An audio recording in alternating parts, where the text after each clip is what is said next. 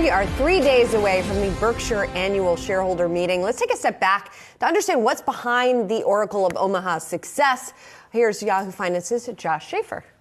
Yeah, so Warren Buffett bought Berkshire Hathaway in 1965, and it's skyrocketed since. Berkshire's done so well, it's even outperformed the S&P 500.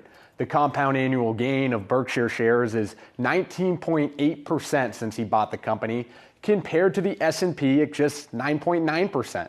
So let's take a closer look at the stocks behind Berkshire Hathaway's wild success. Apple is by far Berkshire's largest holding, with almost 40% of its total portfolio. Buffett has cited faith in the tech giant's dominance in the market, noting the unmatched popularity of course, the iPhone. Bank of America is Berkshire's second largest holding, with 11% of the company's portfolio. Buffett's boasted about CEO Brian Moynihan's management style and his ability to clean things up after the great financial crisis. Chevron takes up almost 10% and is one of the newer additions to the Berkshire portfolio. Buffett first snagged shares of the energy company in 2020 and has been bullish on the space since, as he's been buying up large chunks of fellow energy giant Occidental Petroleum over that same time period.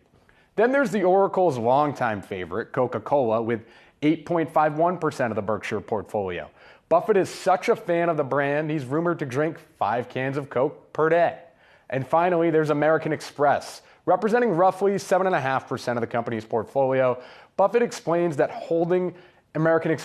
he holds American Express simply because you can't create another American Express. So when it comes to banks, does Buffett have any other favorites, Josh, besides the Bank of America?